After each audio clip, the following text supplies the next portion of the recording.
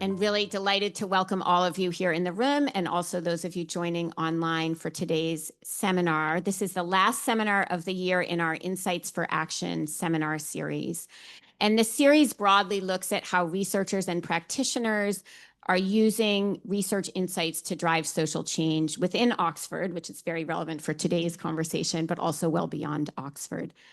Today, we're focusing on local and global engagement, the connections between them, perhaps also some of the challenges and tensions between them, and how both local and global engagement can drive social change and positive social impact. We're going to talk about place-based approaches. We're going to talk about resilient communities, and we're going to talk about some of the learnings from the engagement here locally in Oxford and also in other places and what we even mean by place around the world. So I'm going to introduce the speakers in a minute, but I just wanted to recognize and thank Menna Clark, who is on the Skoll Center team as the Research and Partnerships Coordinator.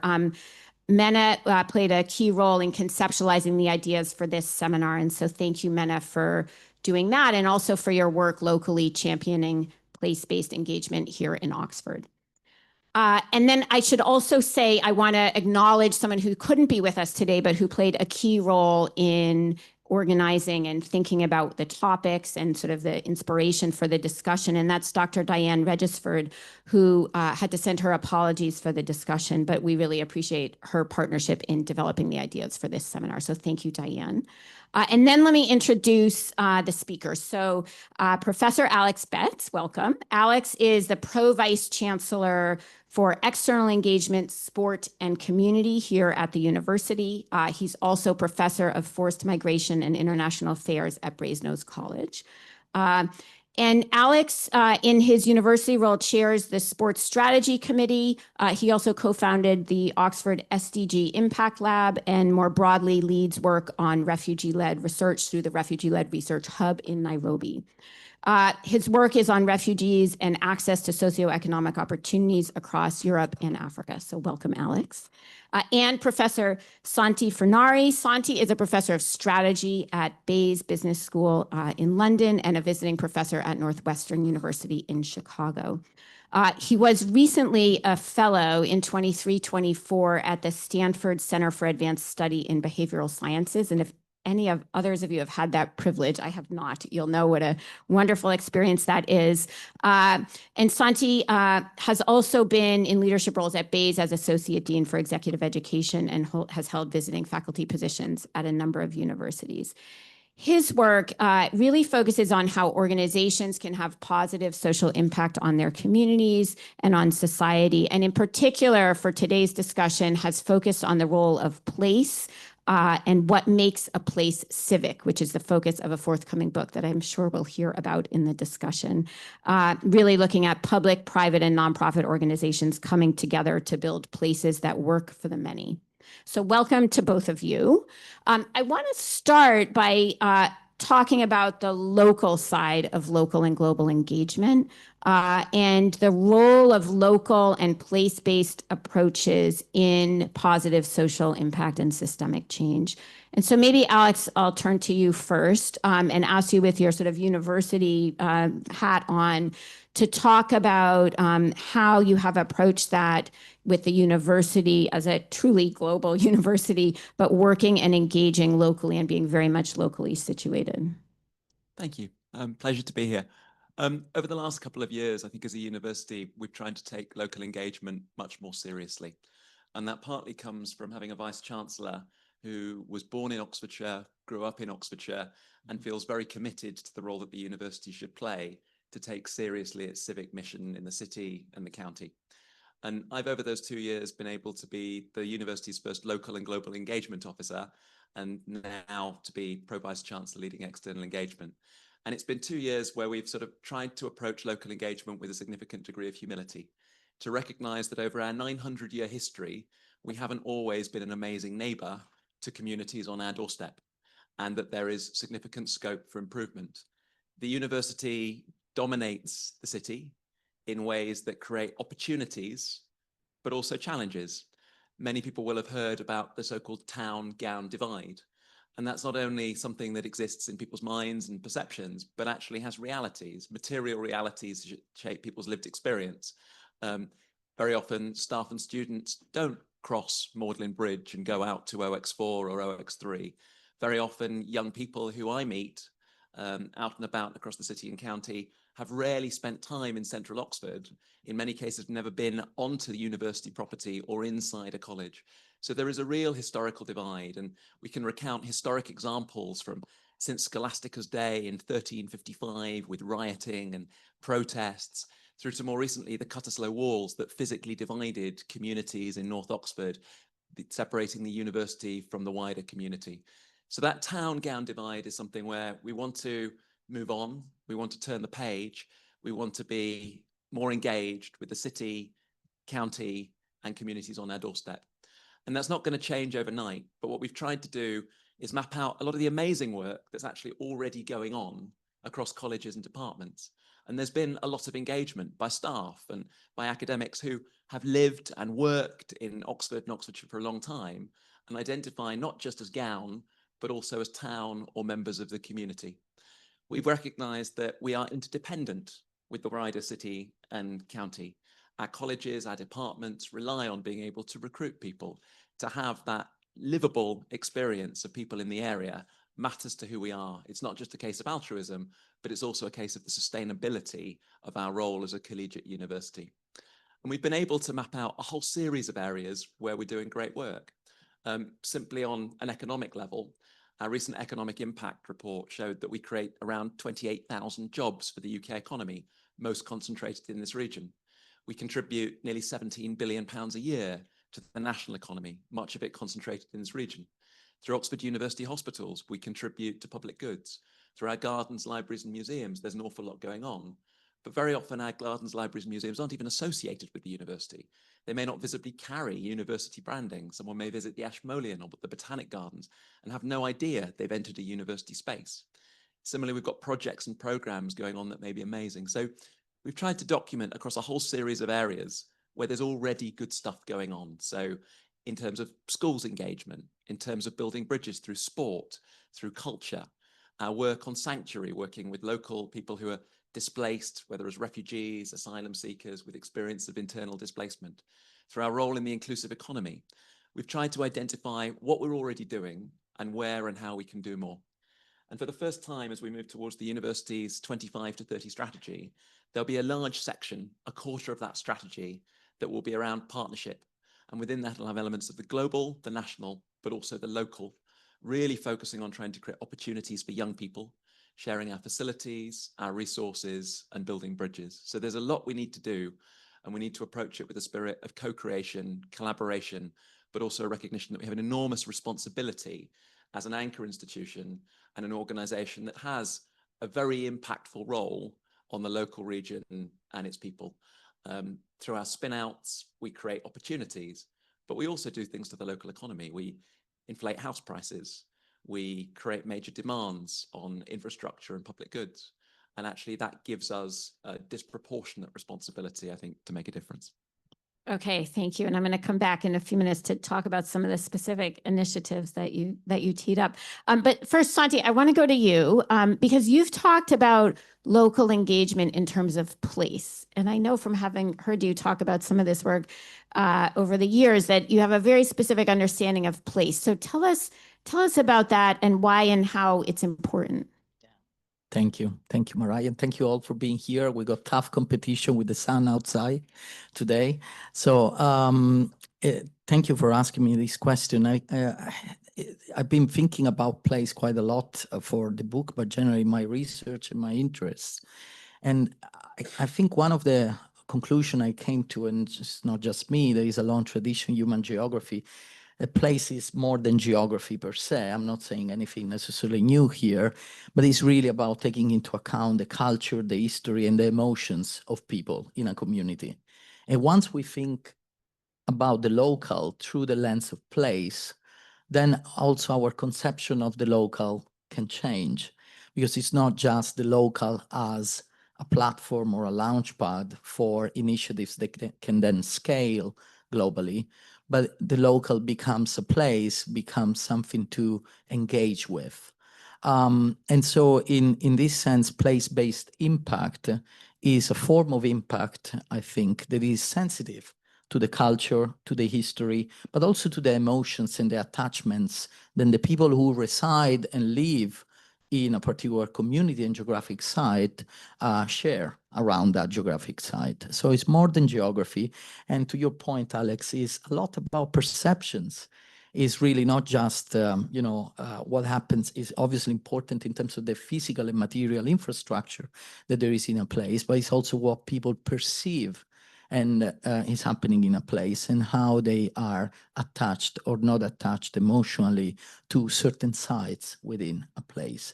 So place-based impact, I think, is an interesting development, and in terms of how impact then can become more sensitive to the local needs of the inhabitants of a community.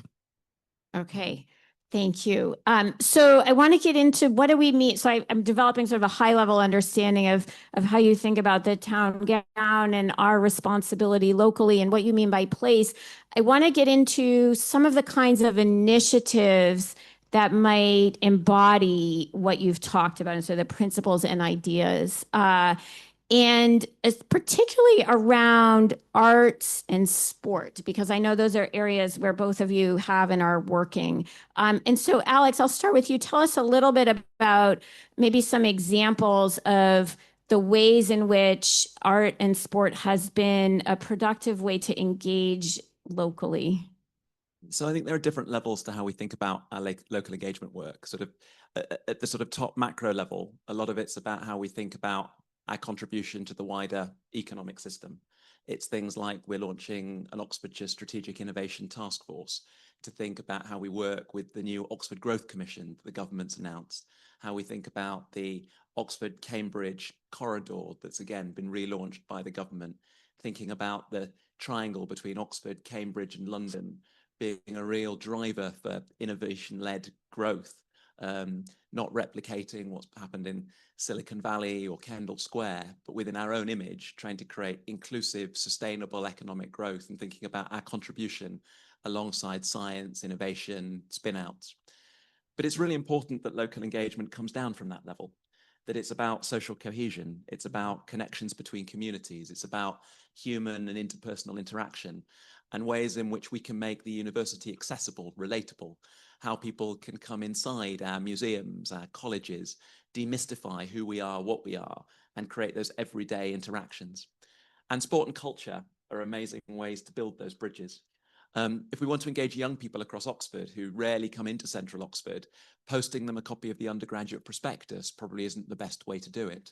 Telling them that they all should come and consider applying to a particular course and continuing education may work at a certain point, but it's not going to be the entry level. We've got to meet people where they are. And I think there are ways in which the university has things to offer that are really engaging for many people. We have this extraordinary history in terms of sport. We're the only university ever to win the FA Cup. We have the Roger Bannister sub 4-minute mile. Our rugby team beat the Springboks in the late 1960s. Apologies to any South Africans who are here. We've had 180 Olympic medalists. These are stories that if we get them out there can resonate with people. So we've tried to use those opportunities and those assets. So we've built, many of you will have heard about the Young Sport Leaders Programme, where a day a week we've had year 8s from local state secondaries come and spend time in the university.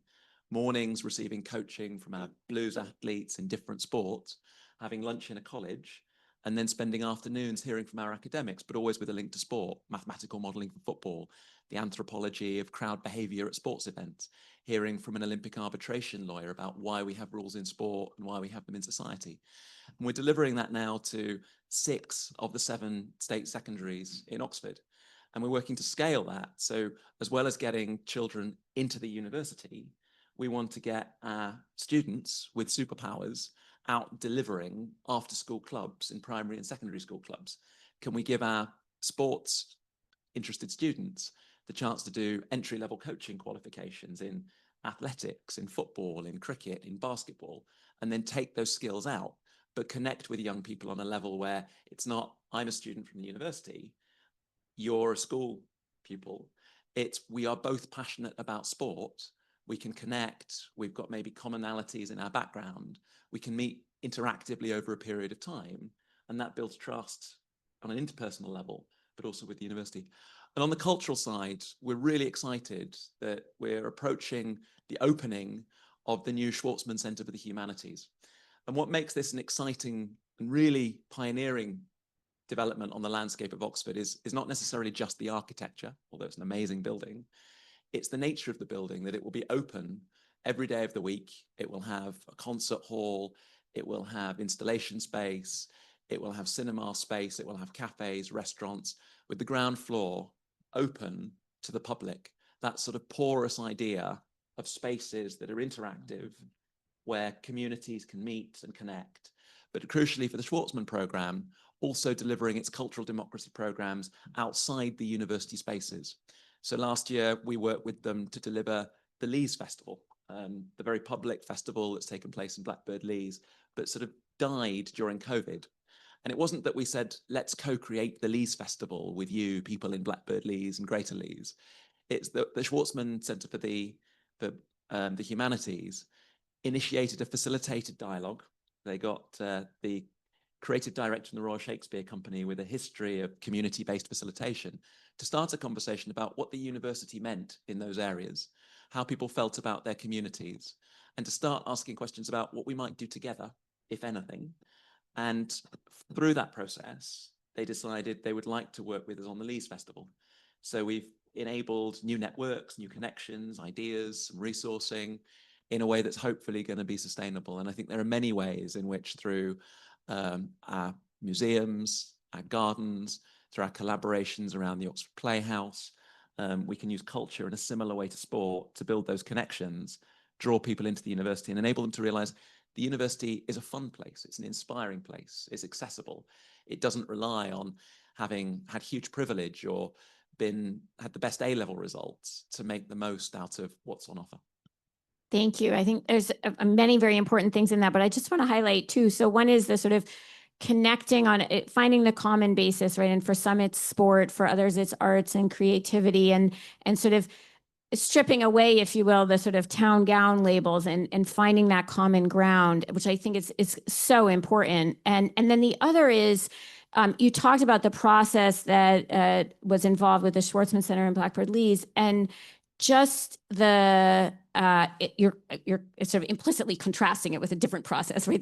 That you didn't use, that I think historically has been used quite often, right? And this sort of let's listen first in a broad way and sort of understand where people are coming from, what are the perceptions and what might be needed, rather than presuming we're going to participate in something or lead something, and then let collaboration grow naturally out of that, which strikes me as very important.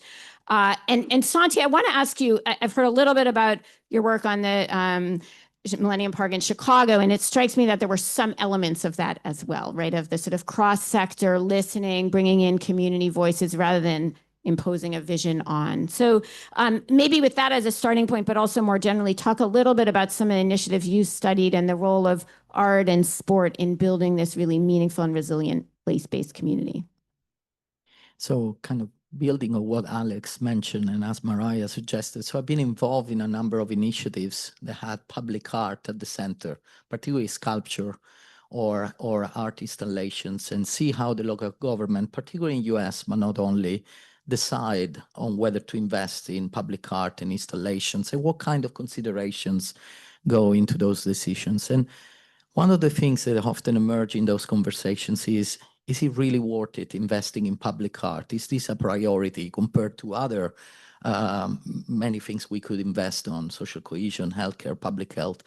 And obviously it's a good question also, particularly when we think about accessibility and whether public art and culture in general, to what extent they are accessible and inclusive.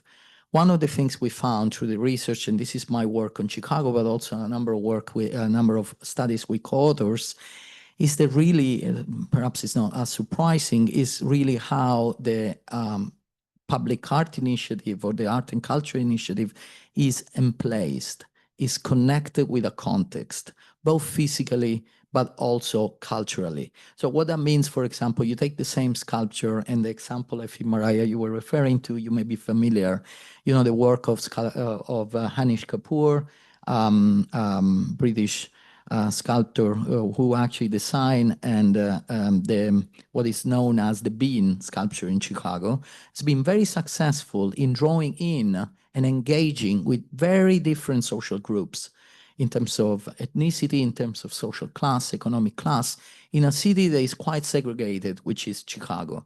And people will be wondering, what is the success?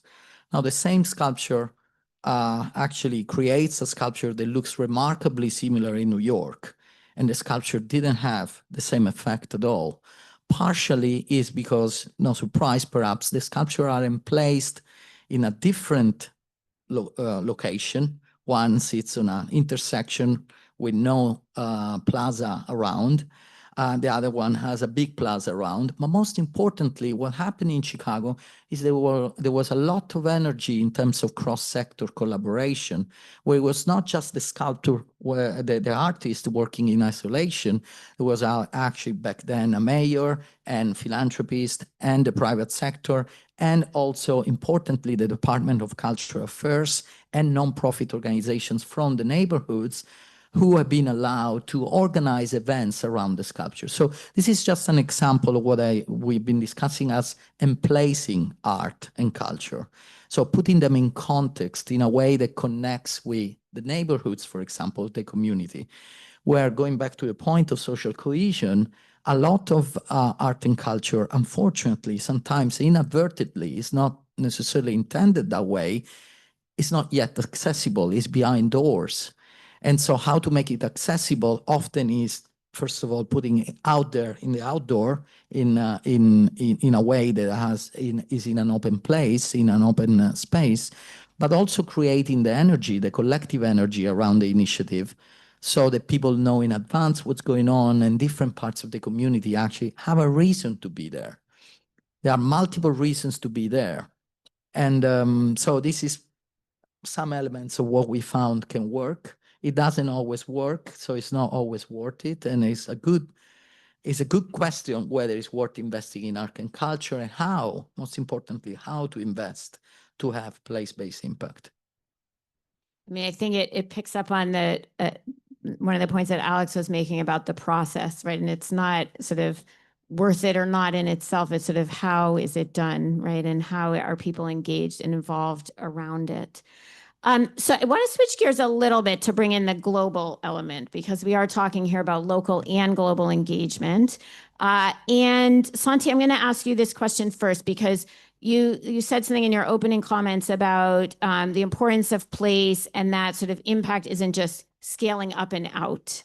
But at the same time, I think you both see this sort of connection between local, place-based approaches and addressing global challenges. And so maybe talk to us a little bit about how you understand that, given your work and given the importance of place as sort of part geography, part social, but very much sort of emplaced. What's the role of local action then in a place-based approach in addressing global challenges? Yeah, it's a great question, and I'm not sure I have answers. More reflections. I think we're all observing what's happening in front of our eyes, right? The world seems to be shrinking, and seems to be shrinking. There is an entrenchment into territory, which is not always helpful. And one reflection, like I grew up in the 90s, and one reflection in the 80s, and one reflection is like the contrast with those years. And one thing I've been thinking of, most of my students, particularly the ones who want to be entrepreneurs at the university where I'm in London, they talk about scaling, and they talk about scaling relatively fast, right? And I always ask, what's the scale? What is the scale? What do you mean as a scale? And often we end up on something that has to do with is a notion of time and space, essentially. So we want to scale and get to new countries. We want to scale fast. And I think part of the scaling concept is complicated. And for the entrepreneurs and leaders in the room, I'm curious to see what you think about it. It's complicated because once we think instead of scale as place. So it's not just, we cannot just move a product, a service, a solution from one territory to the other, because what we really have as a scale, as a level, is a place. Then there are a number of considerations that are perhaps different than the usual trade-offs we know. I mean, there's been for many years, the trade-off of globalizations for many leaders and entrepreneurs has been, do I standardize my product and service, or do I adapt locally if I want to become global and scale? And how to combine those two, right? Standardization, global standardization, local adaptation. But all of that assumes somehow that we sort of understand the scale and what is the local dimension. And what I came to, and this is a reflection, I'm not entirely sure we, as a collective, I'm talking also the academics who do research about this, have a good understanding of what we mean for the local dimension. There may be something deeper in terms of a lack of empathy, a lack of understanding of what is really the local. You mentioned Diane, and in fact, it's too bad she's not here. We miss her today. But one of the things she mentioned while we were talking is like, how does the local feel? And that stayed with me, because I think once we include emotions and how does the local feel, it's not just about scaling fast and big and breadth, but it's depth. It's like deep scaling, as they say, is understanding and somehow synchronizing with the rhythms of a community. And so, especially for those of us who care about social impact and social entrepreneurship, I think I'm not saying anything new really, because this is also something the social entrepreneurs do. They care about the local, but how can we learn from that word to perhaps extend those insights more across the board, also to rethink scaling more generally? I think that's an open question. As I said, I don't really have answers, more questions and, reflections that I hope will contribute to the Q&A. Okay, thank you. Alex, I want to ask you about how you think about this in your university role, and I would say both the current role and your prior role, which was local and global engagement, and sort of what's the relationship between what you and we at the university are doing locally and the kind of global action and impact that we hope to have? So I'm spending a lot of time thinking about Oxford in the world. Who are we? What are our responsibilities on a global and planetary scale? And I think this is even more pressing now than perhaps in the past. Oxford has always shied away from making overt statements about its values. And that's because actually there's a sort of fairly thin thread of values that join us all together. And they're things like truth, free speech, open debate. And we've never felt we needed to state them, because most universities hold those values, and most of the liberal world, we thought, held those values. But now those are values that are contested and under threat. And I think it means that as a university and with other universities, it's a time where we need to step forward and be proud and assertive and have purpose in putting those values forwards. I think it also means we need to think about how we step up and provide leadership in relation to global challenges. I think there's an element of, if not us, then who? If not now, then when? And so this idea of global challenges is something we're doing a lot of work on. How can we convene our researchers working on climate change and biodiversity and connect them with policy makers and decision makers and global institutions? How can we do that in areas like global health, democratic resilience? How can we ensure that we are at the forefront of solving those problems, both through research in the traditional sense, but also through innovation, our spin-out companies, and through the partnerships we build globally? And so I think more now than ever, that becomes really important. And how can we work with, for instance, our national government to deliver global impact at a time when FCDO is talking about a partnership model and recognizing that Oxford and universities can be central to that, just as we've now got the Oxford Growth Commission and the government is seeing Oxford as part of the national growth strategy. Can we also be part of rethinking Britain's role in the world and ensuring that we are helping use our soft power to develop those partnerships, those collaborations, and make a genuine difference in relation to global challenges? So we're starting to think, how can we build the partnerships that create a space in which our researchers who do amazing work can maximize their impact? What might it look like to collaborate more and more with UN organizations who are under threat in a funding context where liberal international order is collapsing before our eyes? And we've got amazing research that we could narrate and tell stories about. I was learning the other day about a collaboration that the Blavatnik School has with UNICEF, looking at the effect of climate change on children. We've got colleagues who are leading the Global Commission on Modern Slavery. We've got collaborations that are emerging with WFP, UNESCO, UNDP. Can we be out in the world building partnerships through research? But I think for me, it's also something that goes beyond research. What's the common thread that runs through global, national, local? How do they connect? And for me, it's about the element of our work as an organization that's not just about our core business of research and education, which will, of course, always be our core business, but how do we think about our broader social responsibilities? How do we think about our obligations, not just to ourselves and the sustainability of our core business, but our responsibilities in the world? And that connects to areas like digital education. We have the technological means to now offer the great privilege that many of our students receive by coming in person to Oxford in digital form around the world. And just as we begin to monetize executive education and offer courses online to those who can pay, how can we think about a global equitable Oxford that can share on a more equitable basis our educational resources, the opportunities that Oxford offers to people around the world that may not have that? So one of the initiatives I'm very much involved in is our Refugee-Led Research Hub that has an office space in Nairobi, that now has an office in the Kakuma refugee camps, that's scaling now to Southeast Asia, potentially to the Middle East, and is trying to support people with lived experience of displacement to be research leaders in the humanitarian space. That's a sharing of Oxford's brand, of our educational resources, of our networks, to enable a group of people to combine lived experience with the skills and talents that they bring and the ability to lead world-leading research from that vantage point of leading transformative change to support a more equitable and inclusive world. Okay, I'm so glad you brought up this example because I was going to ask you about this work.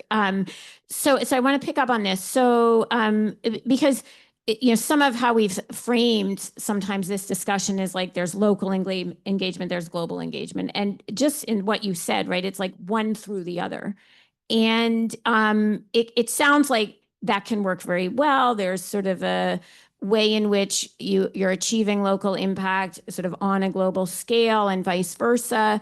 But I also wanted to ask you about what's been challenging about that, or are there tensions there that we need to be mindful of and managing, and maybe in particular through the work that you just mentioned with the Refugee Hub? So let's maybe take refugee protection as a lens. I used to direct our Refugee Studies Centre, and a lot of our work was global. And a lot of our research has been historically led by people like me with no lived experience of displacement whatsoever. And I think stepping back from that and saying, actually, if we can have that combination of lived experience with research expertise, we can transform who is speaking truth to power and who is leading that policy change and that transformation of the global governance relating to refugee protection and displacement. But we can also recognize that things that exist globally also matter nationally and locally. We can start thinking about refugees and asylum seekers in Oxford and Oxfordshire and what we can offer through our research, educational opportunities to create those connections, so that rather than just walking the walk globally, or rather than talking the talk globally, we're walking the walk locally. So through some of the research that we've built through the Refugee-Led Research Hub globally, we've been able to commit as a university to being a university of sanctuary. We're now launching a College of Sanctuary scheme where our colleges can sign up to be colleges of sanctuary. A few years ago, we had, I think, about 3 refugee scholarships per year. For the last 2 years, we've had around 50. We'll exceed that this year. And as a result of offering those scholarships, I think we have over 150 offer holders for graduate programs in Oxford next year who are from refugee and displacement backgrounds. That expansion of sanctuary scholarships. And also, we're at the moment piloting a refugee-led research hub in East Oxford to enable people from sanctuary backgrounds in Oxford and Oxfordshire to connect with not only our university, but partnering with Oxford Brookes So we become open and porous locally around a global challenge that affects people globally, nationally, locally, and ensuring that we take responsibility across all of those levels.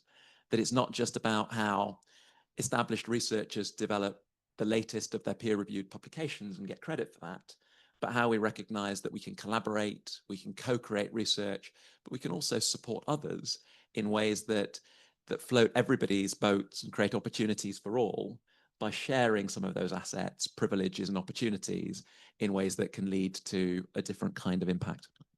Okay, thank you. And that's a beautiful transition to the last questions I want to ask you, which is about the future, right? And sort of what's the vision for the future? So Santi, from your work and experience and reflections, tell us about how and what a better future would look like in terms of more resilient place-based communities. And maybe we think about a vision for 2050 here. Big question. So I guess, as many of you perhaps, just generally a very high level, love to see a future where we see not only our differences, but also our commonalities and common ground, right? We see these days a lot of emphasis on our difference and polarization. So the question is, how do we get to recognize also what do we have in common, right? And I think the local dimension is very important. And there is a reason why many religions, right, not just the Christian religion, have love your neighbor as one way, right? Why love your neighbor rather than love humanity, right? Because actually loving your neighbor is actually more difficult, right? Because there could be things, you don't get to choose your neighbor, and you may not like her, him, they, them. So it's quite interesting, right? There is a lot about the proximity that comes with place, and the fact that if there is in place diversity, that can create tension. And so if we can, I think it would be helpful, right, to rethink a desirable future starting from the local and what's going on at the local level. How can we get our communities to work for the many? What will make, how to build places that engage different social groups across inequalities. If we manage to do this at the local level, and re-engage the local, perhaps I'm an idealist here, but I think many of the things we're seeing now at the global level that get broadcasted perhaps will also slightly de-emphasize. But another big point, and I think, Alex, maybe I'm interpreting too much of what you just said, but I love the refugee center research that you do, and I think it's really what I think that research speaks quite clearly to me to the humility and the humble approach we need to have, particularly in universities, around different forms of knowledge and experience. What counts as knowledge? What counts as experience? And this is relevant, particularly at the local level. So the challenge is how not to throw the baby with the bathwater, so to speak. So we start saying, universities are not important, the scientific method is not important, which is what we have seen, which I think, is not helpful. But how can we instead incorporate different forms of knowing, which are perhaps not necessarily as based on text or language, but have to do more with the senses, with emotions. And so in that case, in that particular case, place is important, art is important, sport is important. We express what we feel with our bodies. We express what we feel in a variety of ways, as we know. And so for the university, the challenge is how to essentially talk about these topics, perhaps outside the walls of the university, going outside. We have these initiatives with a number of colleagues that we're doing in Palermo, in Sicily, where I'm originally from. Our dream is to sort of contribute to building the university outside the university. So we're going to use neighborhoods in Palermo and also art and a building there, a palace as a beautiful art collection, as essentially pedagogical tools to rethink the curriculum and to open up what is the forms of knowledge that may matter. It's not just what we discuss in a classroom, but we can learn by actually going in a street market. And what kind of reflections can we make out of the noises, smells, interactions we have with the local people in a street market, and how to integrate that knowledge, for example, into our theories of markets. This is just an example, but perhaps ideas or dreams, I don't know how to call them, but these are things that I have in my mind when I think about a desirable future. Okay, thank you. I love that work that you're doing in Palermo. It's beautiful. Alex, a vision for a resilient place-based community in 2050. So, I mean, this is necessarily very speculative, and I'll just give my own personal views. Vision 2050, I think as a university, what we do will be shaped by what the world looks like over the next 25 years. We can imagine trends in geopolitics continuing. We can imagine China being very important, Chinese higher education being very important, a redistribution of power and influence in the higher education space as elsewhere, but also real challenges of political polarization, growing challenges in the global challenge areas we know about: climate, health, displacement, conflict, and many people facing poverty, dire circumstances, natural and man-made disasters. And in that world of uncertainty, where opportunity is unequally distributed, we will have to find our place. And a lot of those global challenges will play out in cross-cutting ways across global, national, and local. And I would like to think that we will be a purpose-driven university that will mobilize everything we've managed to build in terms of reputational capital, research capacity, educational capacity, to shape the future of the world. And we have to lead with humility, but more and more I feel, at least personally, that leadership is absent, and there's a leadership vacuum in terms of thought leadership, agenda setting in the wider world. And as I've already said, if not us, then who? And that's not just for senior leadership of the university, it's not just for faculty, it's about how we engage our students within that. I think one of the things we've learned is the people who can be at the vanguard of change are our students, graduate students, undergraduate students, our extraordinary alumni networks, who will be around the world the future leaders of the societies where democracy is threatened, where challenges are affecting many people. And if we can intentionally and purposefully join up what we do in this historically decentralized university and underpin it with some shared values, some sense of direction, and run through why we do what we do, and be prepared to openly debate and talk about why it is we work on particular topics. For whom do we work on those topics? What are the changes we want to see in the world? Then we can play a really important role. And I think that means that we also need to take seriously the national and the local. That over the last few years, and increasingly, the country faces major challenges around growth, around Britain's position in the world. Locally, we have really serious challenges. Despite the privilege, Oxford and Oxfordshire have massive, massive inequality. Everyone will have heard about the 13-year male life expectancy gap between parts of central Oxford and certain parts of East Oxford, about the horrific and unconscionable levels of educational attainment inequality and health inequality that exist in our own county. We have to make sure that we are a university that local people can be proud of, that they can identify with, and that people who may never come here to study share in the benefits of living within a stone's throw of the university. So I'd like us to be a porous, open, civically engaged university where local people feel that they can come to an event like this, can engage in a seminar, can speak on panels, and where we can be really that visible sign and signal to the world that free speech, truth, open debate, tolerance, respect for diverse perspectives are what will take us forwards as a society and as a planet. Thank you. Perhaps a university of the many, to use your word. Thank you. So I want to open it up to questions and reactions from those of you here in the room, and also those of you joining online. Please feel free to put comments, questions in the chat. Yes. Oh, are we using a mic? We'll just pass this. Yeah. Oh, okay. So this is so people online can hear you. That makes sense.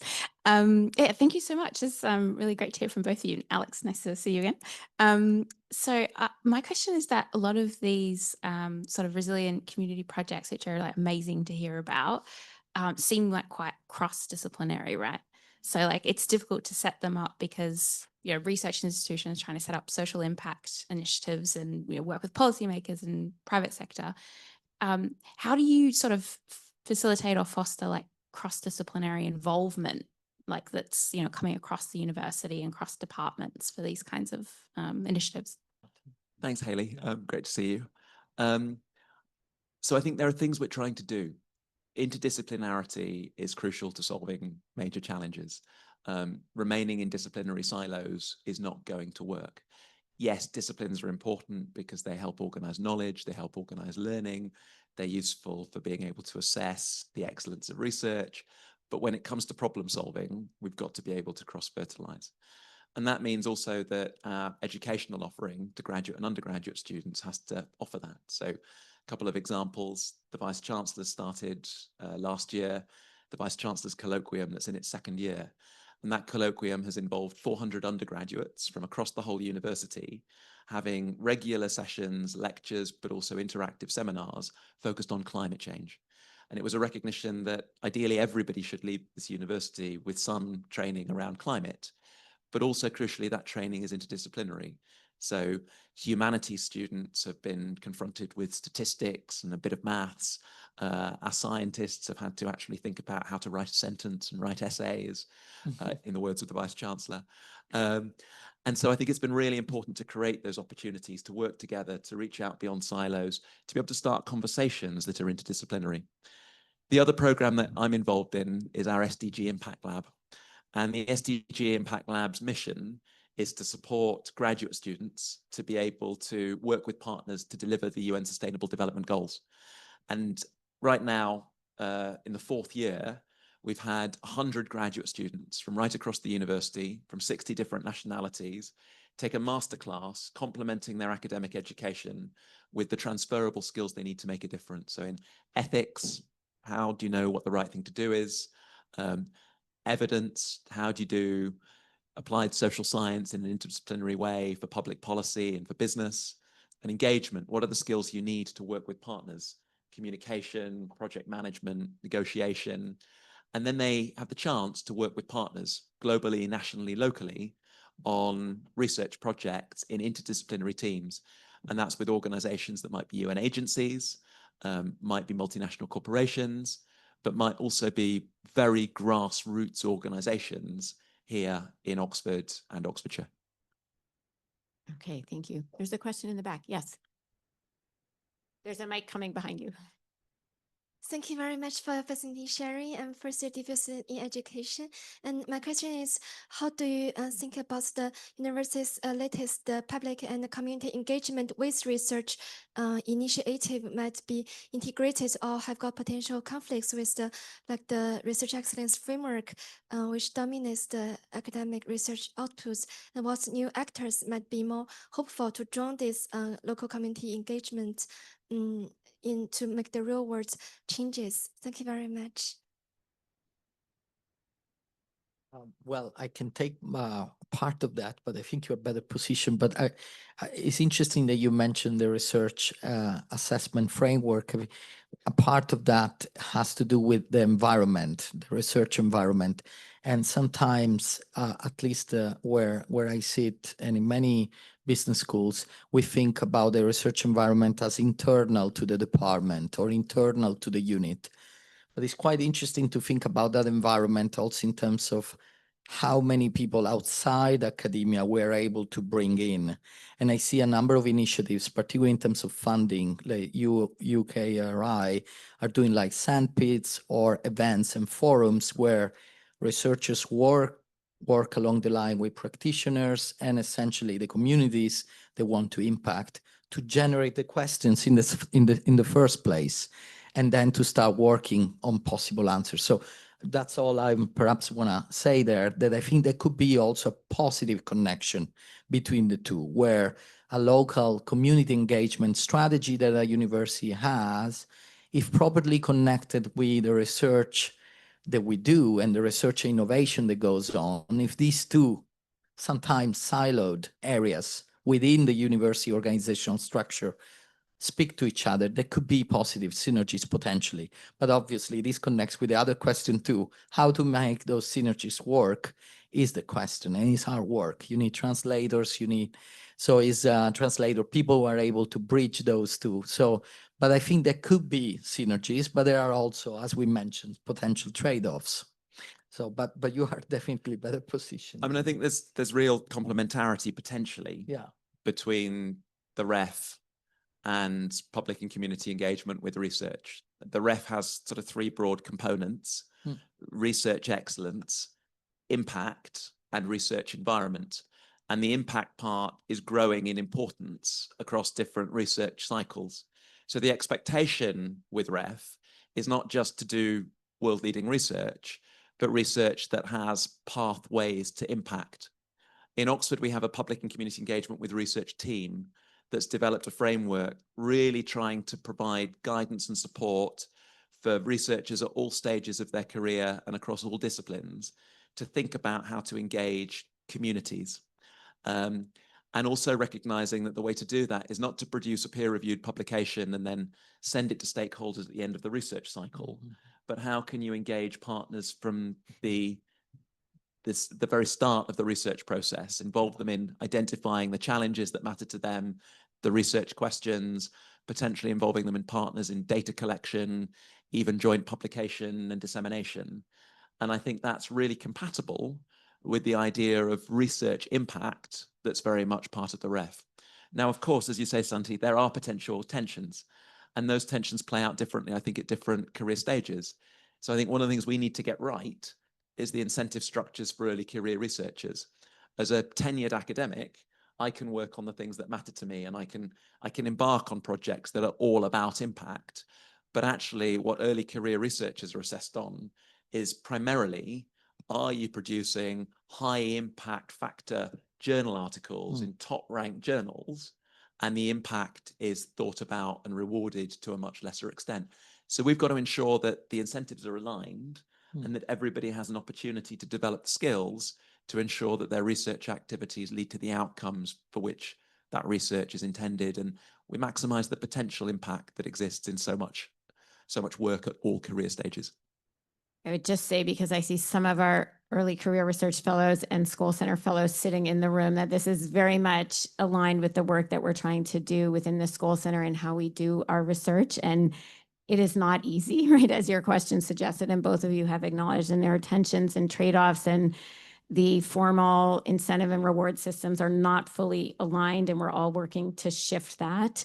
But I think very much we are on that journey with both of you in the work that we're doing, and there's a impact measurement set of activities and co-created research that we've been involved in with the old fire station, which is just down the street here, which is has done amazing work in piloting a new way of thinking about how to meaningfully understand the way they're having positive impact on people's lives. And we've worked with them to understand that and try to bring that out.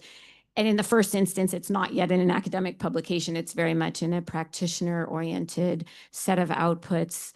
And the academic publication is, of course, in process and very lengthy, as we all know. But that model, right, is so powerful, but it's complex. It's fraught with tensions and trade-offs with sort of institutional and structural challenges that we have to overcome. And I would just underscore the importance of working together on doing that. And I think the agreement that that's where we need to get to. Other questions? Yes. We're going to get you a mic. Just 1 minute. Yeah, I really appreciate the conversation and discussion going on. My name is Aisha, and I'm from an environment charity here in Oxford. Thanks for Jessica for inviting me here. And basically, my question, I would like to provide it to you, asking what does it mean to you as a researcher and an academia for different administrations globally defunding environment practice, and especially in this time and era that we are looking at different occurrences in terms of administration, in terms of technology, and different priorities, but at sometimes at the expense of environment and the health of the people and the ecosystem, basically, and the time it has taken to build what we see that has been helpful to the people in terms of environment conservation. But today we are seeing us defunding and things like that. What does that mean to the communities and to research? Yeah. I can start. It's a great question. I think it's about, there's been some research about how to frame the narrative and the message and the communication around some causes we may care about. Let's assume the environment is one of that, and I certainly do care about the environment. So some framings and some narratives may work more than others in terms of how to communicate the message in a time of polarization like the one we live today. And so, for example, some research about the moral framing of these issues, apparently, and obviously research is evolving, so I don't want to give the impression that this is a set in stone. It's just research that has been published recently in our journals in Organization and Management, where the moral framing of some of these causes may sometimes come across as off-putting for some people, where they feel perhaps that they are doing something wrong if they're not environmentally conscious. And so the question is, what could be framings in a time of polarization? By framing, I mean how to frame the problem, how to communicate, what is the right storytelling that can travel across, unfortunately, polarized or divided society, like the ones you mentioned, where we see lots of changes and lots of divisions. And so it's about what emotionally can click across divisions. And it's not just the text of the message, it's also meeting people, trying to explain and trying to communicate with a variety of media. But I suppose, and I hope I'm getting your question correctly, one of the things I would pay attention to is essentially how is the message around the environmental cause? How is a pro-environment preservation message framed and advanced in the context of a divisive society? Yeah, I hope this sort of helps. Yeah, I mean, political polarization Yes. is one of the challenges of our time. And I think from our university's perspective, it's a really difficult balancing act. We recognize that higher education, particularly across the UK, but around the world, is threatened not only by governments, but also by the views of public opinion and the sense of actually a lot of people don't know what we do, why we exist. It's very difficult for politicians to make an argument for more funding to go into higher education. And we're seeing those consequences where underfunded universities across the UK are laying people off, particularly in the humanities, increasingly in the social scientists. And so we have to be able to show the value of our work. And we have to be able to show the value of our work not only to liberal elites that are part of our usual echo chambers, but actually that broader public who in many cases may have had little experience of universities, may be skeptical of global highly educated elites. And how we do that is a real challenge of legitimation.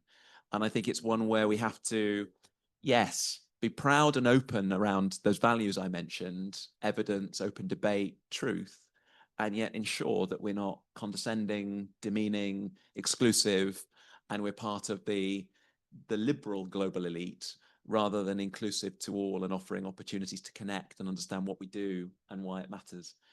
I think in the context of funding cuts, that's particularly important.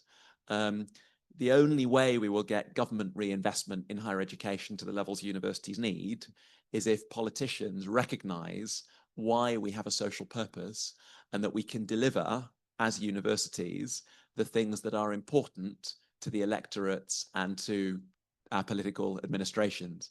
And those are things like economic growth, things like visibility globally in terms of foreign policy, open debate, impact, evidence.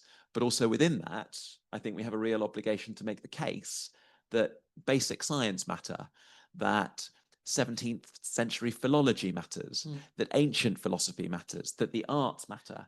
And that's a challenge, but one we've got to engage with. I think there's also a question of how we can be brave in a resource-constrained environment, how we can begin to create collaborations and work across disciplines and work on projects, even with relatively limited funding at a time of resource scarcity. Okay, thank you so much. I'm going to bring us to a close now. Thank you, Alex. Thank you, Santi, for a really rich and enlightening discussion. And thank you again, Diane, for your partnership in helping us frame and develop this seminar. Those of you who are here in Oxford, I hope you'll stay and join us for a reception. And to all of you, we will see, this is our last seminar of the academic year. We'll be back in October. So wishing you a wonderful summer. Thank you.